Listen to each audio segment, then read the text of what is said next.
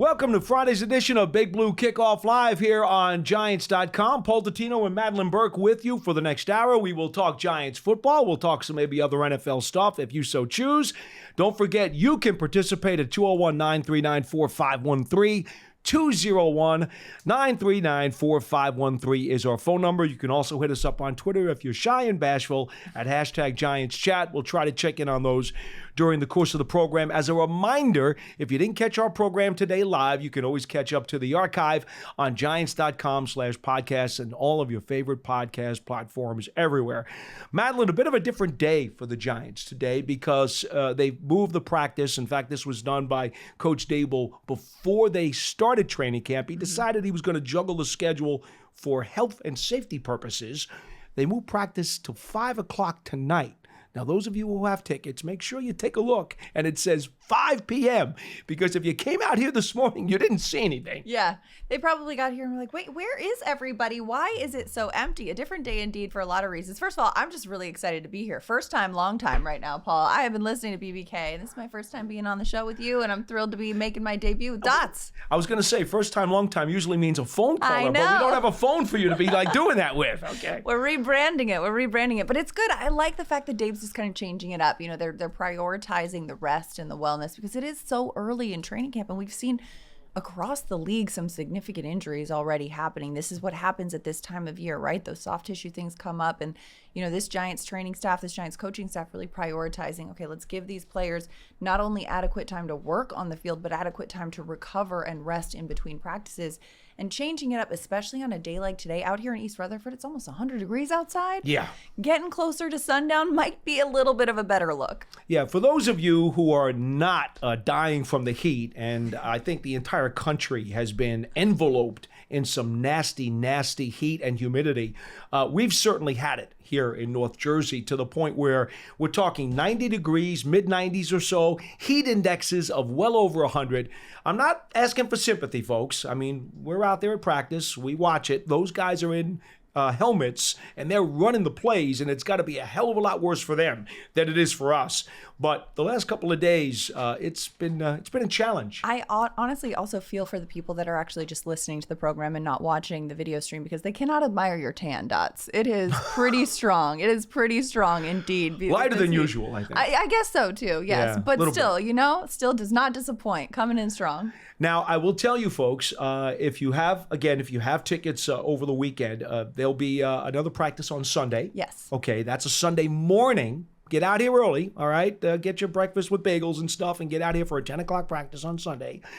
They will not actually have full pads on until Tuesday. That's when, head to toe, they're going to hit some, all right? Up until then, what I kind of call flag football. Mm-hmm. And Madelyn, the truth of the matter is, what we've seen so far is a lot of passing game stuff, because after all, there's really no contact. Right, and especially too, the padded practice is the most important for the guys in the trenches, right? Mm-hmm. The offensive line, defensive line. That's what they do. Because there's not really much they can do at this point in practice. It's a little bit of a walkthrough. I liken it to when you're trying to learn a TikTok dance and you don't actually do it all out. You kind of go through the motions, like, okay, a little this, a little that. Paul, you know about this. I know Paul's working on those TikTok dances. So I have heard.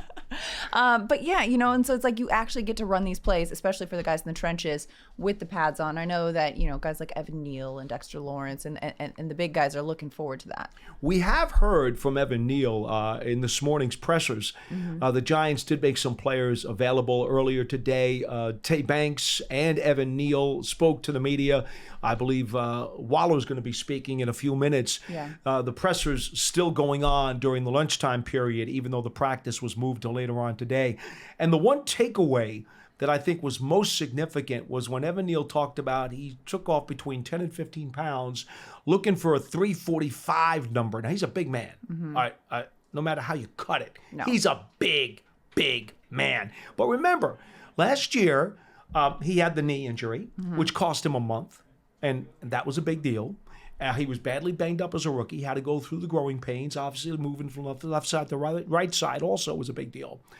But I think, in my opinion, and I haven't talked to the trainers or the strength and conditioning guys, I think maybe that will just help him in terms of some of his lower body athleticism and certainly taking less strain on his knee, which was a problem last year. Let's not kid ourselves. He was hurting. Honestly, I mean, and this man has lower body athleticism. I remember on draft night when the Giants drafted him, I interviewed him shortly thereafter.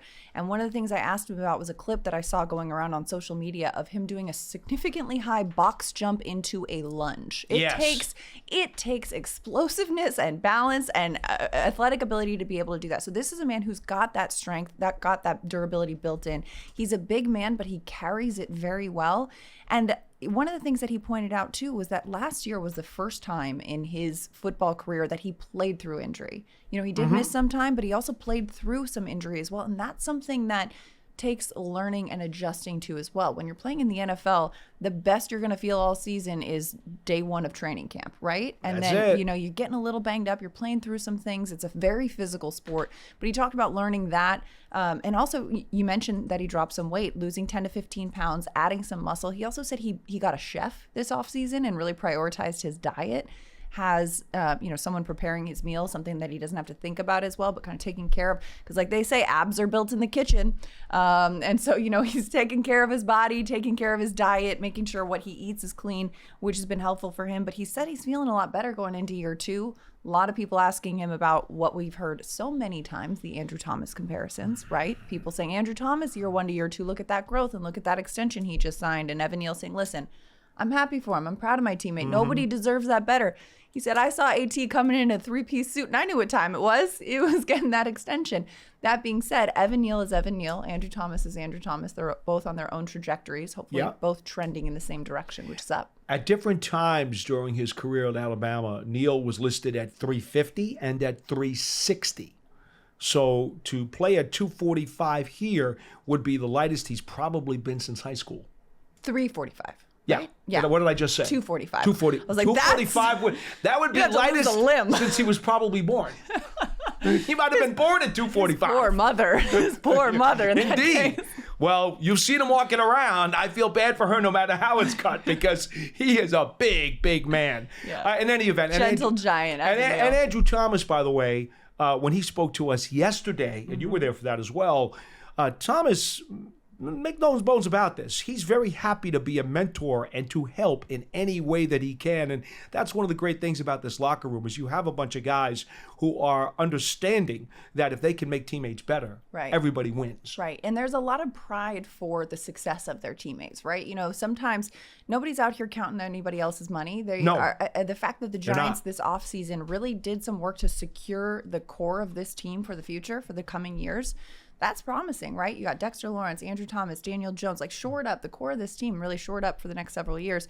And a lot of these guys are genuinely happy for one another, right? There's no envy. There's no, oh, well, this guy got this, which means I should get that. No, it's I am so happy because my teammates work hard. I see how hard they work.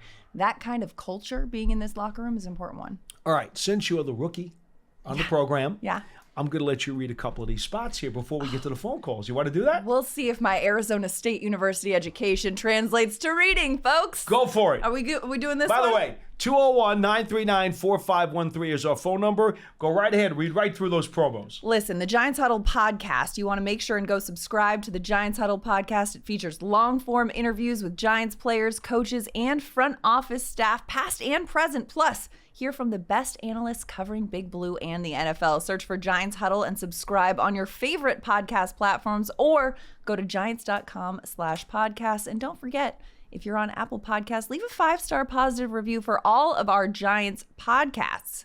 We're reading through, going this one too? Go ahead, keep going. Hey, listen, also, the 2023 NFL schedule is officially out and single game tickets are on sale now. Don't miss the Giants at MetLife Stadium this season. Visit giants.com/tickets to secure your seat. And finally, Giants fans, take your fandom to the next level with a season ticket membership. Stay connected to the club all year round, not just on game days. Memberships are now available for the 2023 season. To learn more about the exclusive member benefits, visit giants.com/tickets. Limited inventory is available. Plus, the Giants' official connected TV streaming app, Giants TV, brings original video content and game highlights on demand and direct to Big Blue fans. Giants TV is free on Apple TV, Roku, and Amazon Fire TV, and the Giants mobile app. That was your commercial break brought to you by me. How'd I do? Got right through it. Power through. Hooked on phonics works for me. First down. Keep the ball moving. 201-939-4513. Paul Dottino, Madelyn Burke with you. And Hugo is our first caller on the program from New Jersey. Thanks for dialing us up. Hello. Yeah, guys.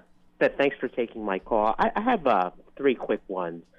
I know Coach Dable didn't go into a lot of detail about the guys on PUP, but maybe could you provide a little bit of perspective? Are these guys out on the field working on the side, or are there still some guys kind of inside doing rehab? And what's your assessment of who may be on beginning of season PUP from that group? Start? Sure. Yeah. I mean, I think it varies, right? It varies from situation to situation. I know, Sterling Shepard, Wan'Dale Robinson, some guys that have been out there. Sterling Shepard kind of amongst these guys. And at this point in the year, if you're on PUP, you can come off and be in practice tomorrow. So there are some players that were placed on PUP as more of a conservative, let's give them a couple more times to get back to full health. And then some guys who are working through some things, Paul. Yeah, I think, as you look at each of them individually, they're on their own time schedules. In other words, a guy like DJ Davidson, for example, as opposed to a Sterling Shepard or a Wan'Dale Robinson. Each one of these guys has their own time frame based on what the trainers are talking about. Now, the Giants are under no obligation to tell us what those time frames are. Right. They simply say the guy's on PUP, and then one day we're going to walk out to the practice field and we're going to see a guy who has a helmet on who hasn't had one before and say, oh, guess what? He's off PUP. That's literally how it goes. Very rarely do you get told in advance that a guy is coming off of PUP, and that's because they want to take precautions and they don't want to get people's hopes up. Because all of a sudden, if you're like, well, I think he'll be coming off in a week, and if for some reason the trainers don't clear him in a week, then people are like, oh, boy, and they're all deflated. Wah, wah, wah. The guy didn't come off. Well, and then with the expectations, too, right? If you set an expectation that a guy's going to come off in a week and there's some sort of a setback, then people are asking, well, why? What happened? What have you? And we all heal in different ways. It's a can of worms. Exactly. You don't need that. Exactly. So, Hugo, that's the story with that. So we're not going to even approximate a guess as to when each of these guys is coming off. That doesn't prove fruitful at all. Okay, fair enough. My second question was, I'm trying to think about roster spots and Cole Beasley versus Jameson. Let's say Cole Beasley versus Jamison Crowder. Now, we know that Jamison Crowder has value as a return man. For some reason, I remember Cole Beasley returning punts for the Cowboys, but maybe my memory is failing me. Very limited. Very limited.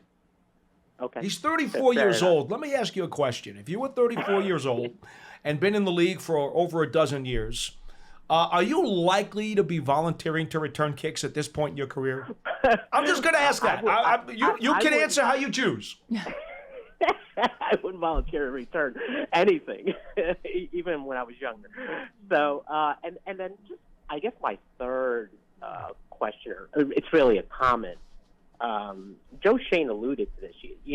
We've signed some of our core players, and cap hits are cap hits, but it's really a huge amount of cash flow with these upfront signing bonuses. So I guess kudos to ownership for making these economic commitments. And sort of from where I'm sitting, it seems like they put in new turf, they built a new draft room. Even you guys got a new set there, which is awfully nice.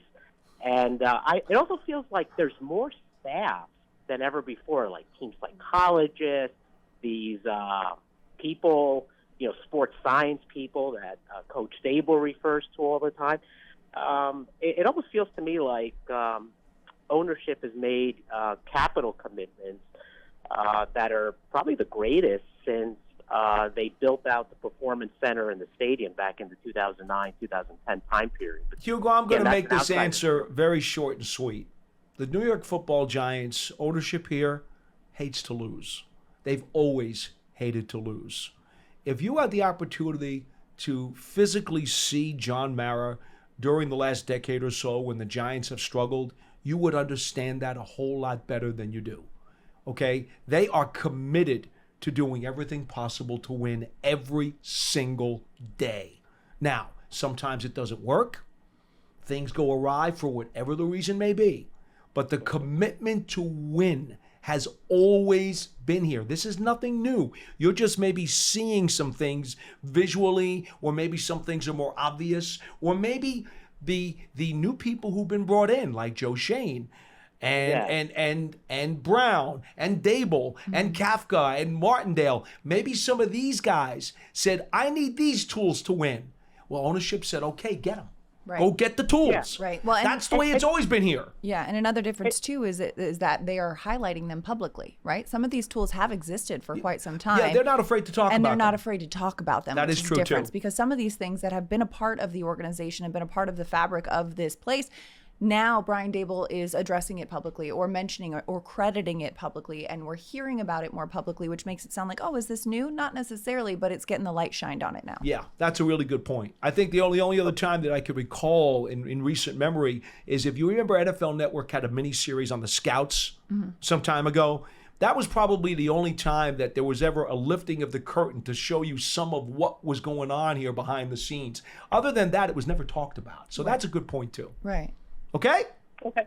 Yeah, fair enough. Thanks, Thank you, Hugo. guys. 201-939-4513. As part of our promos, you have a show coming up today, right? I do. Her Playbook, which is a podcast that we do from the Giants Podcast Network, on highlighting, inspiring, and motivating women across the world of sport and industry. And this week's, or this recent episode, is with Pam Oliver. Pam Oliver was kind enough to offer me some of her time. We talked about everything, her career, how she builds relationships, and covers NFL games. She's covered so many iconic games, Super Bowls. She's been in this business for such a long time. What a great conversation that was with her. So that's going to be live this afternoon. So you'll be able to hear that one if you just log on to the Giants Podcast Network, wherever you get your podcast. Her Playbook. This episode with Pam Oliver. Pam, to me, of all the network sideline reporters that I've known over the years from doing this thing forever, she is one of the nicest, most genuine sideline reporter people, because I'll see her on the sideline of the game. She'll come running right up to me. Oh, I saw what you had on Twitter the other day. It was great. She is genuine. She is a absolute wonderful person. And I enjoy when she's doing a Giants game, because I like seeing her and chatting with her on the bench. Yeah. So many of these other sideline reporters, and I'm not going to name names, they're in their own little bubble there. They're thinking about whatever they're thinking about. She's a people person. Well, and Paul, that's a hard job to do, right? You do it all the time. And it's one of those things that you've got to be keeping so many things straight, especially when you're covering the league as a whole. And the fact that Pam does it with such class, with such grace. She's dynamite. And also, big fan. She's a warrior, right? She deals with migraines. And so you talk about these players playing hurt. When you've got a migraine, if you've ever had a migraine, oh my gosh, covering a game with that kind of a thing. So she's been super outspoken at that too. Being on a sideline with me can give you a migraine too. Line 2, Tim from Charleston. You're next on the program. Hello. Hey, Paul. Hey, Madelyn. Paul, I got to tell you, I'm going to ignore you, because the only reason I called in today was to say, Madelyn, welcome to Big Blue Kickoff Live. It's so nice to have your voice and presence on the air. Thank you. Someone that I have watched, enjoyed, and respected over the last couple of few years on the app, and that's where I devour all the content. Yeah. And I just want to say, are you going to be like at least a weekly guest, I hope? I'll be on pretty regularly this season, I believe. So thank you so much for saying that. That means so much. Excellent. Next time I will have a question that you can give feedback to, but may you never have to deal with our friend from Maine. May you never have to deal with the crazy questions from Jerome, and hopefully everyone treats you well. Why'd you have to go and spoil it, Tim? Okay, you were doing real well, and now you've wrecked her day. I look forward to my first Charlie call. If she's listened to the show, she knows what I'm talking about. I know. But, and may our diminutive friend be kind to you if you don't leave him completely flabbergasted with your intelligence and presence. So I look forward to seeing you again and speaking to you again. Have a great weekend, everyone. Thank you Tim. so much, You too. Tim, for the warm welcome. That means a lot. That means a lot. You know, it's funny, the list of our, quote, legendary callers over the years who've been I guess it's over 12 years, maybe 15 years we've been doing this program. It's been Right. around a long Yeah. time. Yeah. And there is this collective group of legends, as we say. And then there's Charlie. Charlie's got walk-up music. Like, I think so. He's not just a legend. He's like truly out there. You'll get your first Charlie call at some point. I look forward to it. I've heard many a Charlie call. Like I said, first time, long time. I've listened to the show. I keep up with my colleagues here at the New York Giants, but 201-939-4513. Ralph in Florida. You're next on the show. Hello. Hey guys, happy Friday. Madeline, welcome aboard. thanks, Great Ralph. to see you. A new face, new voices. It's a blessing. My thing, guys, and Paul, you know I love you, so don't take it personal. It's okay, brother. We're all good. Hey, listen. My thing is what I'm loving to see, what I'm seeing from the whole organization, just players and everything, is the way Joe Shane has just done a magnificent job of not only making the team a viable contender in the NFC East, but also building a team for the future, getting the cap under control, doing things like that. Signing Andrew Thomas to that contract, I don't care what nobody says, that's the steal of the year. Andrew Thomas would have hit free agency, he would have got $30 million. There wouldn't have been no question of that. To get him under 24, it's amazing. And that's just, it's good to see finally some good organizational football in a while. And I'm just so excited. And my next point is, I didn't get to tell Pearson, I apologize, but my next point, so guys, I always used to love to look forward to the training camp show on MSG. That's not happening this year? Well, it's happening on a weekly basis. It's no longer a daily program. Yeah. Okay. And what about, you guys are not losing the post game, are you? Oh, no. That Post-game will show. still be good. around. Good. Oh, great. That's great news. But, guys, I'll take my answer off the air. Have a great weekend, Madeline. Again, welcome, Ken. Wait to talk to you again. And I love your playbook shows. I watch them. Awesome work. Awesome work. Thank you. Thank you so much, Ralph. Thanks Thanks for for the saying call. that. That's a good point, though, about Joe Shane, because one of the things that he's really adamant about is, he's not going to borrow from Peter to pay Paul, right? He knows what the budget is. He knows where it goes. They can pay Paul any way they like. This Paul, yes. By all means, please feel free to do so. But you know the expression. I know what you're talking about. Yeah. But yeah, he's very regimented. He's one of those people that's good with a budget, right? Not like yours truly, who every once in a while goes a little too hard in the online shopping That's because category. you didn't work for the Buffalo Bills. That's true. where Shane learned it from. Yeah. The Bills are really, really good with how to configure contracts. And I think regarding Andrew Thomas, it's great to give the GM praise for a very forward-looking type of deal. But let's give Andrew Thomas credit too. Absolutely. Because he told the writers yesterday at the presser, they said, well, why did you sign this? You could have waited and probably made a bigger number. And he said, well, okay, I've been injured, though, already since I've come into the league. Yeah. And I play a very difficult position that gets beaten up every single snap. So, you need to keep that in mind, too. You do. I mean, you look, again, we talked about this at the top of the show, across the league. I mean, you look at Cincinnati, right? Joe Burrow and the Bengals in the midst of contract talks. He goes down with a calf injury.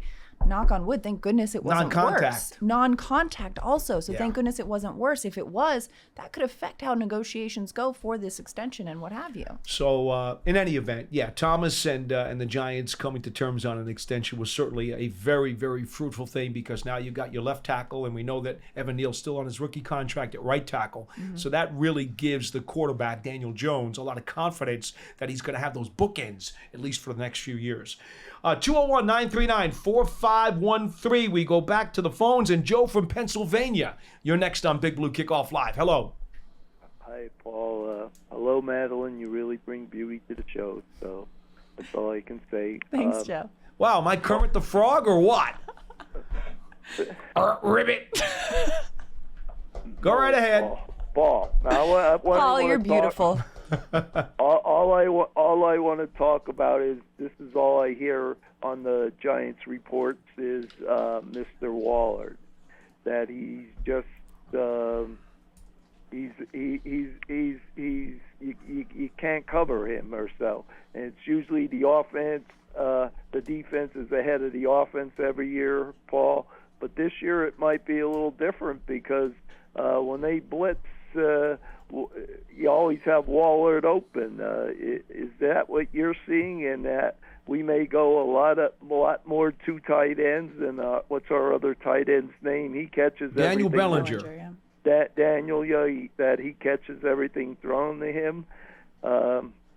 That we may be throwing the ball a lot more this year than like last year. Maybe they wanted to two, but now they might be throwing the ball. Are you seeing this myself, that he's really something else out there? All right, I'm gonna split that question up into two parts. Okay, I'll let Madelyn just talk about what you see when Darren Waller's on the field first, because this guy is quite the physical specimen. Oh, absolutely. He's huge. He can move like you'd be surprised when you look at how big he is and the way he moves, at the fact that those two go hand in hand, right? Doesn't he look like a power forward to you playing football? A little bit. 6'6". I mean, what was it? Charlie yesterday said Joakim Noah should be on the, what was it? Right? Yeah. See, Schmelk, remember? I mean, so maybe he's like Joakim Noah on the roster. It's the hardest I'd ever heard Schmelk laugh to on that episode of BBK. But he is. He's 6'6". He runs a 4.4. Xavier McKinney was talking about him in Media Avails the other day and saying, having a guy of that size, as big as he is, you don't see guys that big that can move like that, makes him real special. It's a tough cover for these DBs. And I think that, we say this all the time, iron sharpens iron, right? But this is absolutely, and the creativity of Joe Schoen in this front office to say, okay, we need a solid big body target for Daniel Jones. And instead of going into the wide receiver pool, he said, hey, let's go into the tight end pool.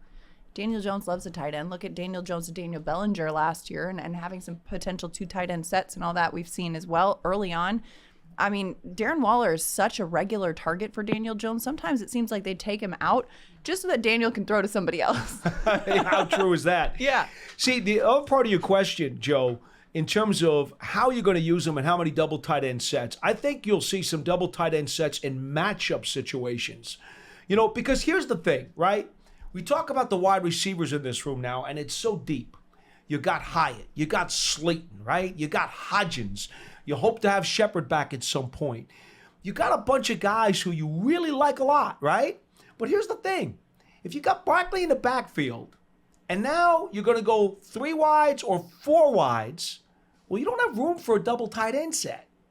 You got me? Bellinger, in a situation like that, there's not enough spots on the field to put a second tight end on the field. So here's what I'm going to tell you. Hold on. Here's what I'm going to tell you. Against a team where they want to power the football and they want to run it more, you will see double tight ends in that game a lot. And you'll see Bellinger and Waller both in there. And Waller's going to be on the boundary. Waller's going to be in the slot. Waller's going to be the motion guy. But in games when they don't necessarily want to do that, you'll see more 3 and 4 wides and less double tight end. Okay? Well, it's going to be a matchup thing. Well, I can see that, Paul, but like what I'm saying with Waller, you could just use, the way it sounds, you could just use him as the receiver, and we're eyes first. When the Giants were out in the field on offense last year, everybody's eyes first are on Barkley. Now it might not be as quick to Barkley there. So well, what a benefit that'll be to the run game then, right? Waller is a headache player. Remember my definition. He's a headache player. He's had 2,000-yard seasons. Yeah. This is the first time the Giants have truly had 2 headache players on offense in a long time. Yeah, what do you call them? Excedrin players? Keep the opposing coaches up? We have to get rid of the sponsorship name because they're not paying for it. That's true. No free ad games. No. John told me he's got to be a headache player, so that's where we've gone. He's a headache player. And I said where the safeties used to have to keep their eyes on Barkley, Waller. Now if we have somebody going with speed down the field, only one guy can, they can't keep their eyes on everybody. So, and hopefully, all right, Joe, go ahead. I appreciate the call. Hopefully, Take care again. hopefully Thanks, at Joe. some point, Joe, thank you. Hopefully at some point, Jalen Hyatt, and not necessarily as a rookie. I don't want to put pressure on him as Right. a rookie. Right. But at some point, you would love for him to be a headache player too. Absolutely. And we've seen the headache player potential. Everyone saw that game against Alabama, right? But again, he is a rookie in this league, 3rd-round pick, and got to manage, temper expectations. There's a lot of speed in this wide receiver room, Paul, though. Like, a lot of speed. So much so that every one of these wide receivers get to the podium and you're like, you the fastest one? And they're like, yeah, I am. Absolutely, I am. The competition is there. It's great to see. Yeah, but if you listen to Darius Slayton, there is no doubt he is the fastest. Oh, he I will mean- tell you that 10 times over. Absolutely. He will tell you. But you know what? I love the way Darius Slayton was at the podium the other day, and this man gives a soundbite. He knows how to give a soundbite. Oh, yes, he does. And he's hilarious, but he's also thoughtful and eloquent. And the way that he described this wide receiver room that the Giants have right here, he's like, we weren't the draft darlings that went in the first round. We weren't the prettiest girl in class. You kind of have to prove it a little bit more than the other guys. You got to take the stairs sometimes in life, but you get to the top anyways. The fact that this is a group of guys that's fast, determined, but also they're like, hey, you know what? We got a little something to prove here. I think the only receiver in that room right now who really had some big time accolades, and I'm not talking about Hyatt this year because obviously people knew about him. He did go in the 3rd, by the way. He was Yes. not a 1st or 2nd round pick. No, but he Paris could have been. Campbell. Yeah, Paris Campbell. When he yeah. came out of Ohio State, he had a lot of plaudits. People were very high on him as a guy who was going to be a big-time player in this league. Maybe not an elite guy, but a big-time player nonetheless. And I shouldn't leave him out when I talk about the speed in that room because he can get down there too. Oh, absolutely.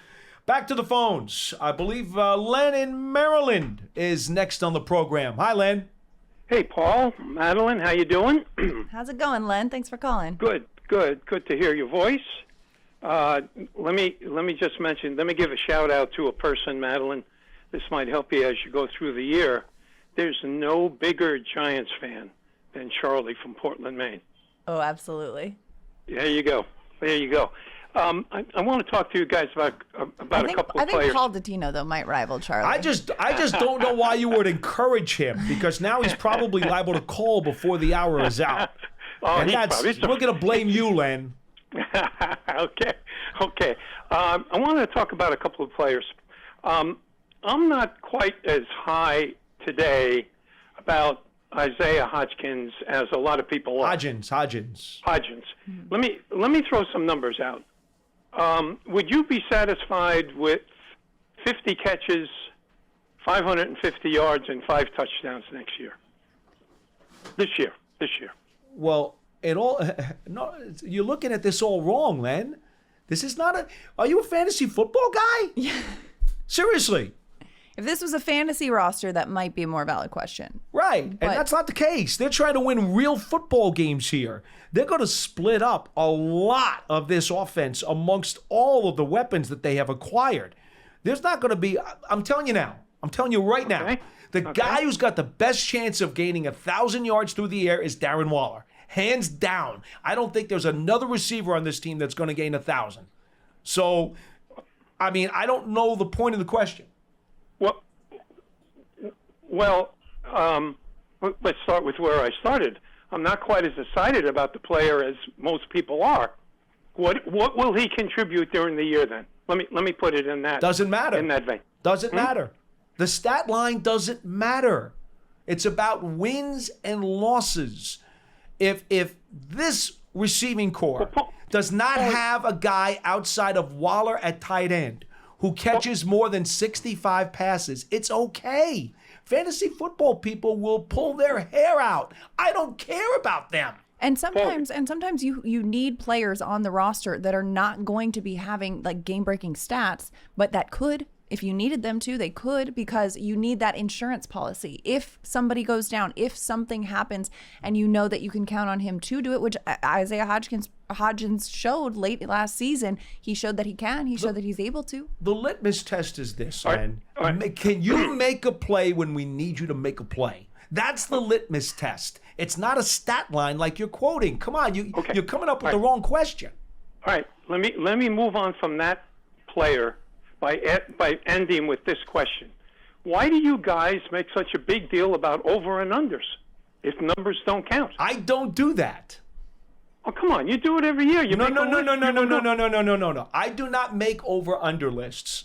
We do that here as a matter of interest because that's right. what fans like to hear about, and Right, it gives right, us some talking points. But if you think that I sit here believing in over/unders, then you are sadly mistaken.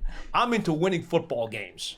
Also, it's a long off season. You got to fill the airtime with something, right? Exactly. Come on, Len. You know better than that. All right. No, what, Paul? No, don't, come on, man. Don't say that. That's not right. No, but Yeah. you do. You do know better than that. I get where you're coming from, Len. It's a valid question, but it also is, I think, with the perspective of It's looking entertainment at is what it is. It's Yeah. not. It's not Madeline, legit. Madeline. I asked the question because they do over and unders all the time. Oh, I know. I mean, But sometimes it's like when you go into camp and you Right. go into the season, you're like, okay, what are we Okay. expecting from this guy? Not necessarily, Okay. well, it's disappointing if we don't get that. okay. All right. Let me move on to another player, and I want to make a statement. If Azudu doesn't start at left guard, Right. I think that's bad news. No. I'm really rooting for this guy to grab this thing by the throat and win that job. Yeah, I think that's a good perspective because they would like him to be that guy. He was a Okay. third-round pick last year. Yep. You know, he got some experience as a rookie before he Yeah. got injured. In a Yeah. perfect world, he will win that job week one because he's All right. young, he's athletic, he's strong, he's got size. That would be wonderful. But if he doesn't, and Ben Bredesen wins the job or Shane Lemieux wins the job, then it means that they beat him out, which isn't bad. Okay? It's not bad. This is a competition. The winner of the competition makes you better. That's good. Why do you think it Listen, would be so I tragic, like Len? Ben. I like Ben. Mm-hmm. He's going to spend time. He's going to spend time in the NFL. This is not going to be his last year in the NFL, whatever happens. But I don't see Ben as a starter. Ben is that center guard combination, and he'll find work around the NFL if it doesn't work out with the Giants. Whoa, Because I think he is. what are you he assuming? belongs in the NFL. Len, But Len, look, Len, Paul- Len, you're going off the rails go. a lot here today. What makes you assume that Ben Bredesen is done or that he's going somewhere No, else? I didn't say he was done. I'm saying I want Azudu to win That's that job. fine. That's because fine. I think he's a better player than Ben. Okay, well, I think you could make a I very want him to strong be. I case want to him to say be. he's got higher upside. Yeah, and I Now, think it's fair. today- Yeah, it's fair that we're Yeah. rooting for the guy, right? Sure, Yeah. absolutely. All right. And today, Ben Bredesen, with all of his experience, Okay. might be better today on July 28th. Right. Okay? And that's Right. fair to Let say, me- too. And but again, back to that battle, having that competition will be good for Josh Azudu. Absolutely. Whether or not he wins it week one, that'll give him some No growth. doubt. But I agree with you, Len. You want to root for the guy. You want to root for the young guy to show up to that. It's a third-round pick. Exactly, I think exactly. I think there's a need there, and I'm hoping it's Azudu who satisfies that need. Okay. First corner off the bench, Paul. Outside or at the slot? Outside. Right now, it might be Flott. Wow. Okay. Might be Okay. Flott right now. Okay, It could I also was gonna ask you- it could also I was- be McLeod, but it depends Okay. because they've worked McLeod some in the offseason I at know they safety. have. So Yes, and I wanted how to do ask they you- how do they view him in a month? You can ask me that question again because we're going to have to see what they do during the preseason games Right. as Right. to which way they want to lean. But it could So- be McLeod, it could be Flott. Fly, especially All on right, so strong he's day not- one too. right, so I'm a he's big not Flott guy. Yeah. All right, so he's not permanently in the safety role, McLeod. He's still an option at corner. Right now, he's an option Okay. at both. Okay, and Flott is also on the outside. I know they talk about him competing with Holmes for the slot spot, but you see Flott as a possibility as that first Possibility, boundary corner yes. off the bench. Yes, but after the preseason games, you can call us back and I'll give you a better idea. Because, again, Len, let's talk about what we did with the caller a little while ago about matchups, okay? I believe the Giants want as much flexibility amongst each of their skill position players in the wide receiver room and also in their defensive backs room as possible so that you will see a lot of matchups going on. It's not necessarily going to be, oh, you're just a slot guy and, oh, you're just a backup slot guy. No. Okay. There's going to be All right. times when guys are going to be interchangeable with the boundary and with the slot. Okay. Okay. That's what The makes Wink's kaleidoscope defense so great. On the three safety look, is it Pinnock, Belton, and McKinney? I mean, is that pretty much a lock, Paul? How do you see that playing out? McKinney, Belton, and who? Pinnock. Pinnock. Oh, Pinnock. I think that's strictly a competition as well. Okay. You think strictly- there's a fourth absolutely. guy? I mean, okay. Well, All right. All right. McCain is in that mix.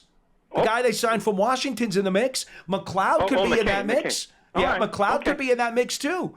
Don't rule anybody out. We haven't even seen them play a contact practice yet. Right. And you're after lineups? Come on, Len. You know better.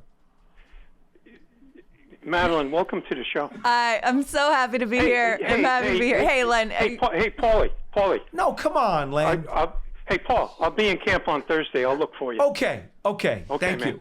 Take care. Thanks for taking the call. We'll see you Thursday, Len. Thanks for the call. 201-939-4513. See, this is one thing that I want you to understand now. Okay.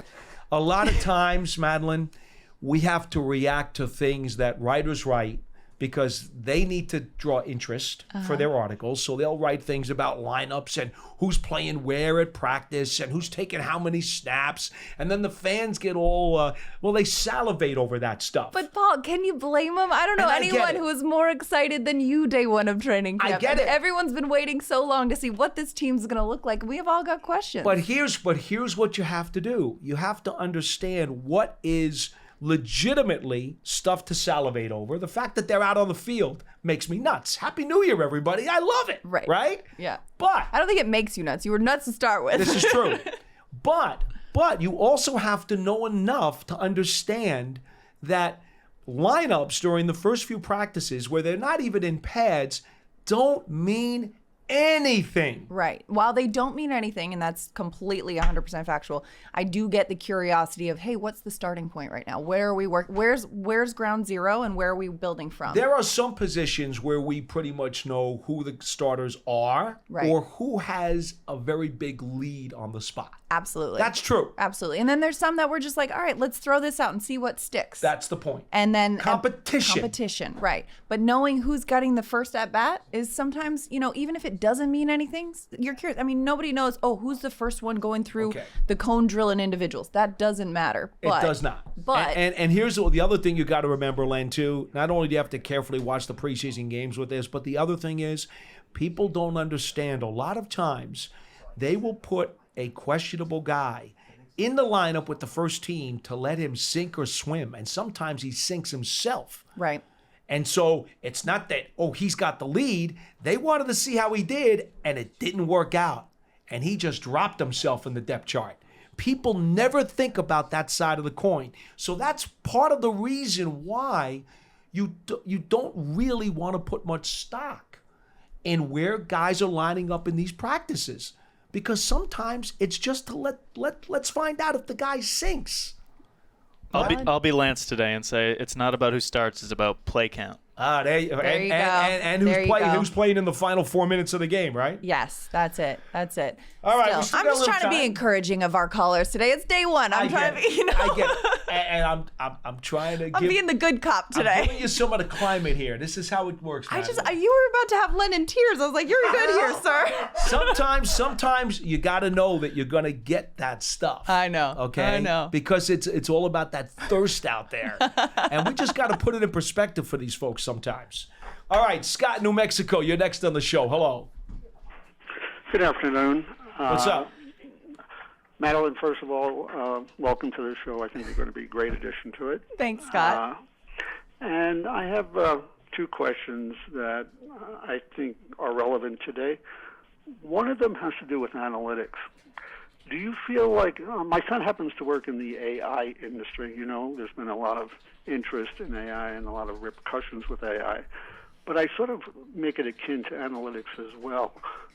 Do you think that analytics are playing too large a role and that the human element of football is sort of degrading a little bit and that we're relying too much on analytics? And it may influence the Saquon Barkley situation, may influence other situations.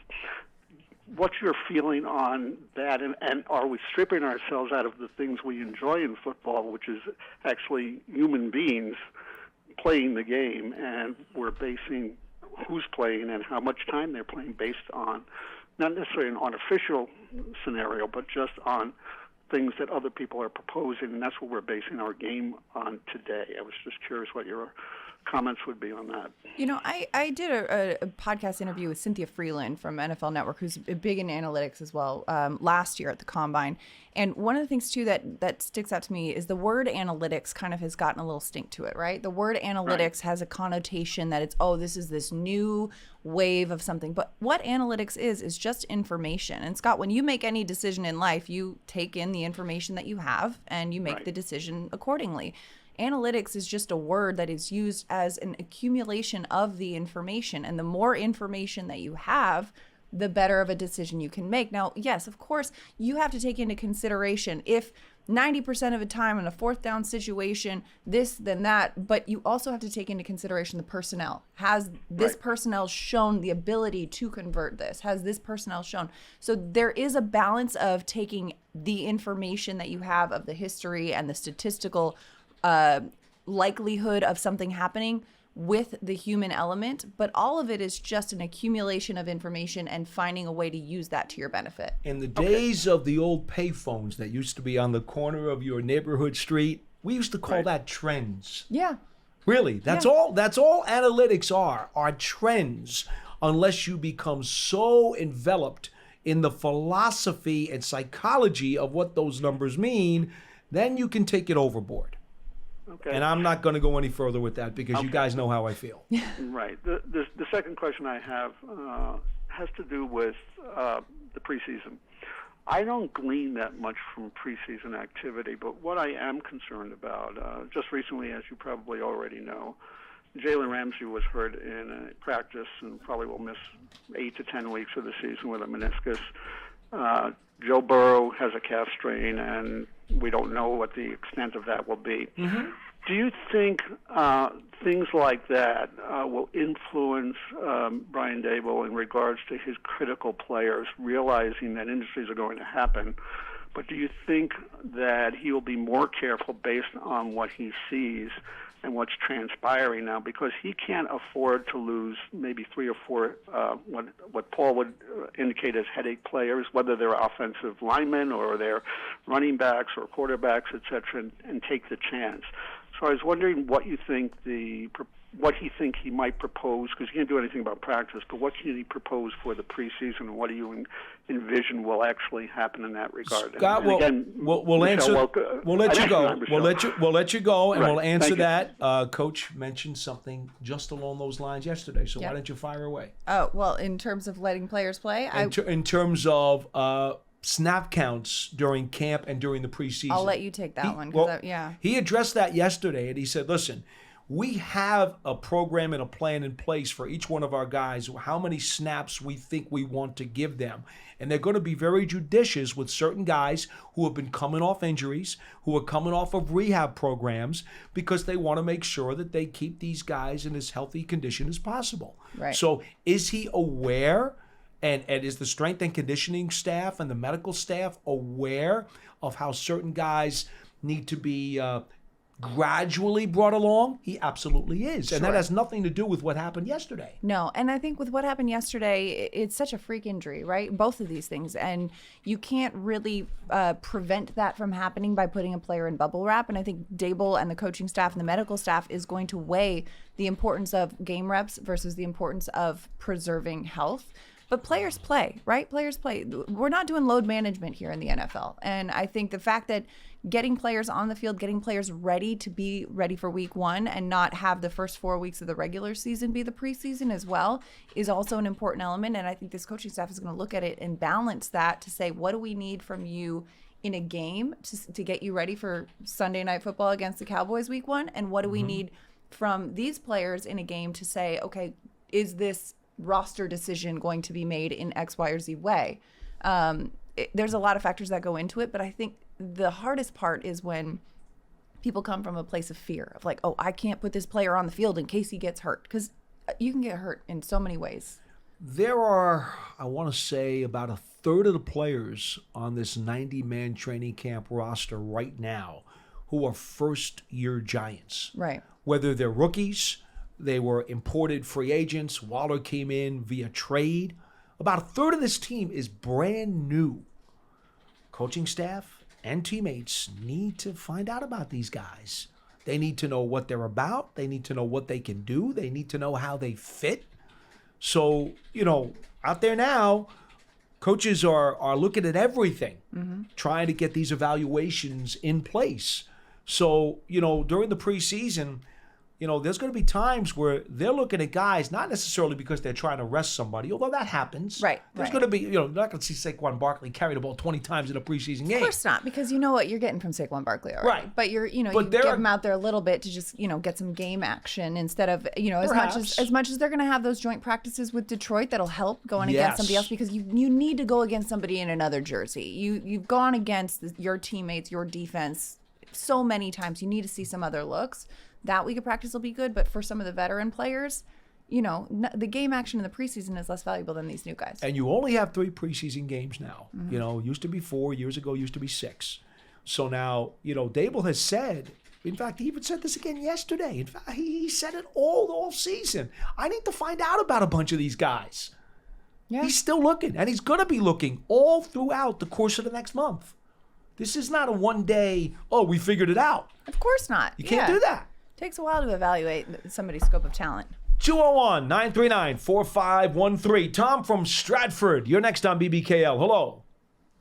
Hi. Happy Friday, folks. I just want to say hello to Madelyn. Hi, Tom. I've been a big fan of yours. I always watched you on MSG. I'm glad I'll be watching you on Giants TV now, too. Thank you. Thanks for saying that. So welcome aboard. I'm glad we didn't lose you to the NFL Network. Were you going somewhere? No, I'm here. I'm happy to be here. I'm happy to be here. Kay Adams left, so all right, go ahead. Here.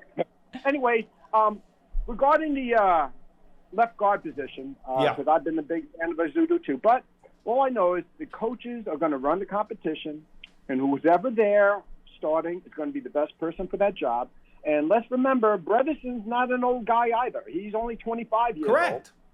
And Anderson's 24, and Shane Lemieux is 26. So they're all kind of young. Mm-hmm. And we'll go through the competition, and the best man will win. Yes. And whoever that is, I'll be happy. So I'm looking forward to the season. That's all I have. Madelyn, welcome aboard. Take care, Paul. Have a great weekend, everyone. Thanks so much, Tom. You too. Thanks for calling. Line 1 has Alex from Syracuse. You're next on BBKL. Hello. Hey, Paul. Always a pleasure. Madelyn, welcome aboard. Great to have you. Thanks, Alex. Loving the new dynamic. I feel like, Paul, you've been doing this a long time. You got to feed people their medicine when they call in with, dumb questions. And Madelyn, it already seems like you're going to be the sugar. Len's going to love this call. To help that medicine go down, you know what I mean? I'm just trying to be encouraging, right? We're not trying to make anyone cry on a Friday. It's just like, let's... My. I was worried about Len there for a minute. I know. I love me some Len. And Len is one of our all-time, all right? He's a Mount Rushmore guy. Len's a regular caller. We love him. And you know what? I get where he's coming from, even if at this point in training camp, maybe a little too early to ask some of these questions, but I get the curiosity. So he gets very obsessive and worries a lot. Hi, pot, I'm kettle. Really? Please go ahead. I first of all, I'm just really excited. I know camp has just begun and we're still early on, but man, is it exciting to have the glimpse of real football again already. That's really lovely. My question today, I have a question about one specific player. I'm really excited about this wide receiver room. I think we got a lot of great competition. Yes. You guys have talked the last couple days about how I think the way the season might pan out is I think we're going to see a lot of these guys in different games depending on matchups, which Correct. is pretty cool and exciting and gives us, I think, an advantage. One guy in particular that I think is maybe getting a little lost for good reason in the stir of it all is Bryce Ford-Wheaton, who I personally was really excited when we got him after the draft, undrafted. I thought he was a really interesting prospect the whole time, and to get him how we got him. And then I saw a picture come out recently from one of the training camp days where he's making like a leaping catch. And there's something, he looks huge in the picture. I think it might be a perspective thing. But my question for you two is, having been at training camp a little bit, and again, I know it's early, I was just wondering, where do you think he fits in so far in that room? Does he have a shot to make any impact this year? Do you think we'll see him at all, or is it really more of just an early developmental kind of player at this point? I think what you want to remember is that the wide receiver room has guys with all different shapes and sizes. And by the way, I slighted Wan'Dale Robinson. Didn't mention him before when we were talking about the wide receivers. Oh, I brought him up earlier. Yeah, I mean, he's on PUP. Right, But when at we're some talking about point, he'll PUP, be back, and he'll be one of those speedsters that they'll have. Exactly. So let me just throw that back out there. But in terms of the shapes and sizes, I'll let Madelyn speak to what she's seen from him the last couple of days. You have to understand, they'll probably keep 6 on the 53. And when you look at the 6, if you've got Shepard and Robinson on PUP to start week 1, let's assume that for a second because you want to be conservative, right? Right. It's fair to be that way. Being conservative, sure. Okay. So then you have to list off who are your 6 if those 2 guys are out of the mix. And I think it's a very tight squeeze. And then the other question you have to ask yourself is, if Ford Wheaton has a really good camp and a really good preseason, what are the odds that you sneak him through the practice squad? He may get claimed. So I guess what I'm trying to say is be very cautious. Be very cautious because there's no for certain thing now that he's going to be here because there are mechanisms where he could be, and there are also mechanisms where he couldn't be. Absolutely. And I mean, the hype train might be valid and it might not. We don't know yet because it's still quite early, but also the hype train could lead to him not being if he gets so overhyped. People comparing him to Victor Cruz and DK Metcalf. And if we're talking about, oh, this guy is so great, they won't be able to sneak him through on the practice squad. There is a limited amount of wide receivers that they can keep on the 53. And that is a big packed room right now. But Bryce Ford Wheaton is built a little bit differently. You're right. He is a tall guy. He's a long, lean guy.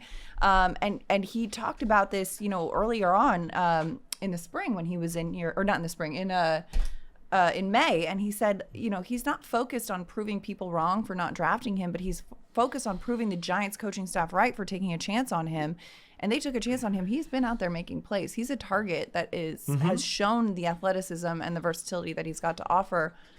There are a lot of people looking forward to and expecting good things from him, but it remains to be seen because, again, we've only been on the field a couple of days.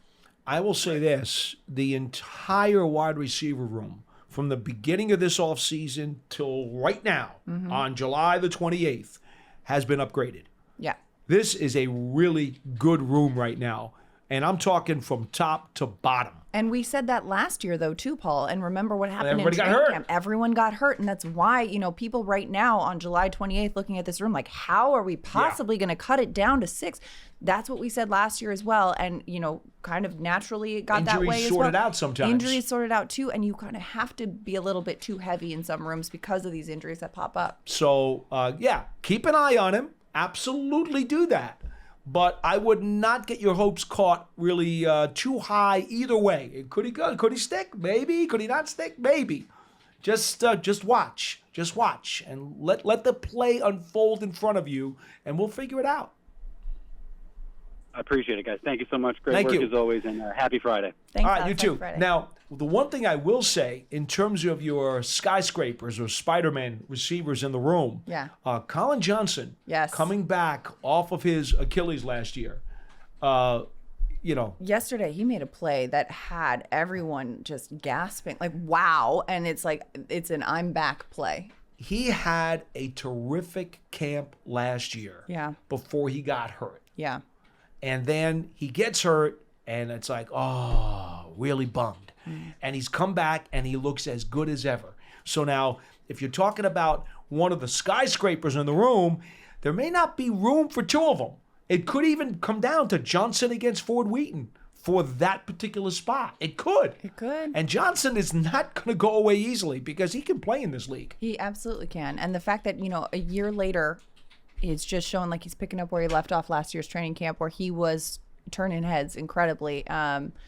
Still early, but looking forward to seeing big things from Colin Johnson. I think the one thing that you want to remember, too, about Johnson is that coming out of a program at Texas, he also had some experience in run blocking.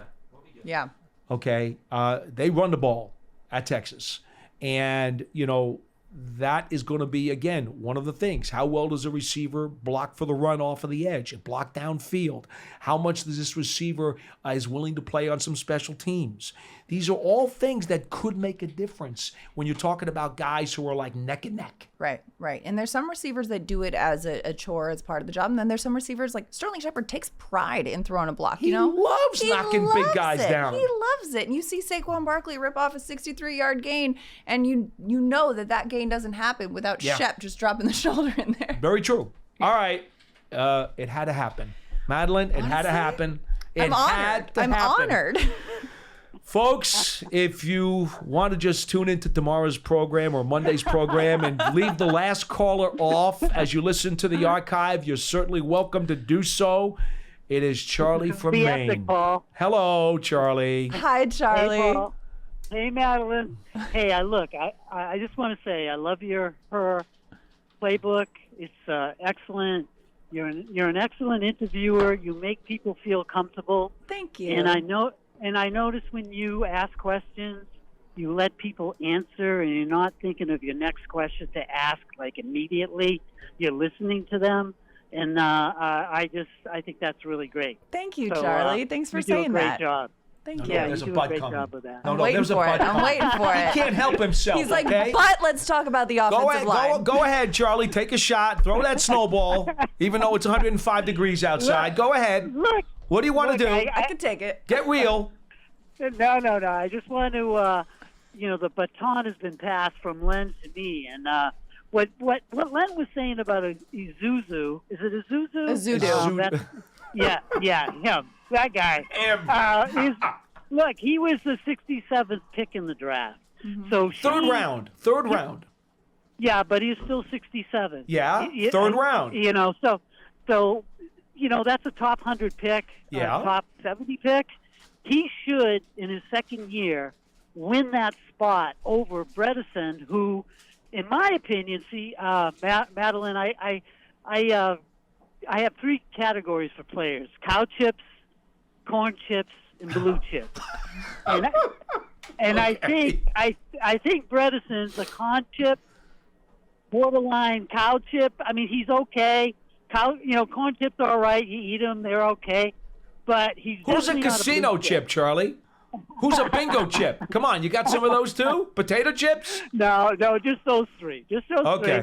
So I think he should be able to beat out Bredesen. And if he doesn't, I think that's a big. I'm not going to say bust, but it's not a good look for him. Charlie, here's what we'll say. Okay, Isuzu missed part of last year because of an injury. We had a neck and a shoulder thing that was going on, okay? Yep. So understand that his rookie season was somewhat stunted by that injury.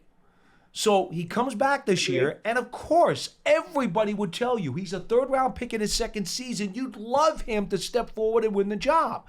But if his learning curve is a little slower because he had an injury setback, don't get all upset about it. Maybe he doesn't win the job until the fourth game. Maybe it's not till the fifth game. Maybe he does win it week one. Whatever it is, here's the good news. They have Ben Bredesen on the roster, right? Ben Bredesen, you called him a corn chip?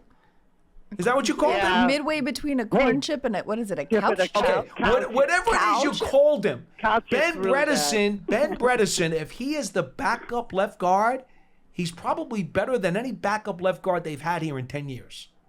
That's why you should be happy. Yeah, so it's like if at worst case scenario, it's still a solid scenario. Bingo. Right, Bingo. Exactly. You've upgraded, right? What do they say about high tide lifts all boats? Rising tide, rising tide lifts all ships. Yeah. All I want is the best 5 players out there. And they'll do that.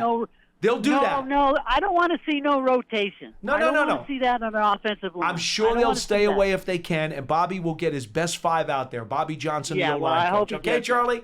And one thing about wide receivers. Go ahead, real quick. I don't want Cole Measley to be on this team because he's going to take reps away from young players. Like Joakim Noah. 34 years old. He's 34 years old. Can we move on from all these Buffalo people? I'd rather have Wheaton on the team than Cole Beasley. I'd rather have Charlie. Johnson on the team than Cole Beasley. Thank you, guys. Thank you so much. Thanks so much, Charlie. Your objection has been registered. It's very simple. Yeah. Whoever's on this team will have earned it because this team is all about competition. Absolutely. And if Beasley wins a job and he earns it, then you better hope he helps the Giants win. Right. What else needs to be said? I mean, Brian Dable is very adamant about the fact that there's no scholarships here. This is a team that's going to be built of the 53 most talented players, because you go in that locker room, they know who the most talented players are. And if they don't see that being reflected on the field, then that kind of dampens the trust in that as well. So it's like, you know what? You want to make sure that you got the best 53 out there, the best opportunity to win. This coaching staff, this front office is going to do just that. All right, we're Ricky. early on. Done. Look at that. We did it.